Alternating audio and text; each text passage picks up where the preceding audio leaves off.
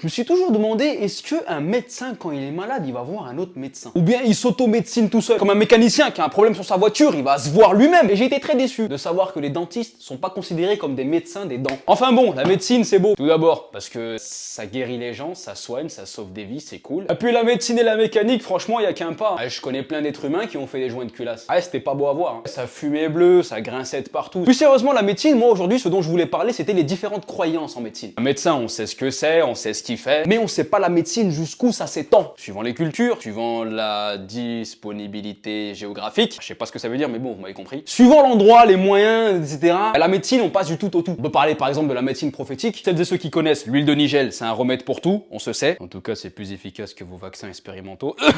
Pardon, j'ai rien dit, c'est bon. La médecine chinoise, eux, ils ont le don de guérir avec des aiguilles et du feu. Du feu, s'il te plaît, on est dans Avatar. Il y a différents points de vue, la médecine, suivant où tu te trouves, t'aimes ou t'aimes pas. Hein. Par exemple, aux États-Unis, se faire opérer de la jambe, franchement, autant acheter une RS3 neuve avec le malus. Ça revient au même prix. Bah ouais, parce que t'en as dans des pays, ils hésitent entre se faire opérer de leur clavicule pété ou acheter un appartement. Et nous, on est là, on met des coups de carte vitale. Hop, hop, hop. Et comme si c'était pas nous qui payons, alors que c'est bref, c'est un autre débat. Ça. Et comment parler de la médecine sans parler des étudiants en médecine? Pour celles et ceux qui savaient pas, les internes, c'est des étudiants. Pas encore des médecins de ouf. Quand je suis face à un interne, mais que j'ai pas trop le choix, je me sens un peu comme un cobaye. Mais, j'ai rien dit. M'en voulez pas les internes. C'est un ressenti, c'est personnel, c'est entre vous et moi. Oh ouais, quand t'arrives aux urgences avec la jambe ouverte en 4, on va te donner un étudiant pour réparer tout ça. À ce moment-là, on peut dire que tu deviens officiellement une expérience. Il y a trop de mythes qui se sont brisés sur les études de médecine pour moi. Je me suis toujours dit, les études en médecine, c'est chaud et tout. C'est chaud de ouf. Ouais, c'est pas de la pâtisserie. Hein. Mais je me suis toujours dit, ils sont carrés, c'est militaire, c'est archi-discipliné et tout. Ils font que la bringue, ils font la fête de ouf. Ça quelle à tout va et que ça s'envoie de la Jack Daniel tous les soirs. Les étudiants en médecine, mentez pas. Les études en médecine, c'est un peu comme un mariage. La première année, c'est la plus dure. Et puis les années suivantes, si t'es arrivé à assumer la première, c'est toujours comme un mariage. Ça glisse tout seul, comme papa dans maman.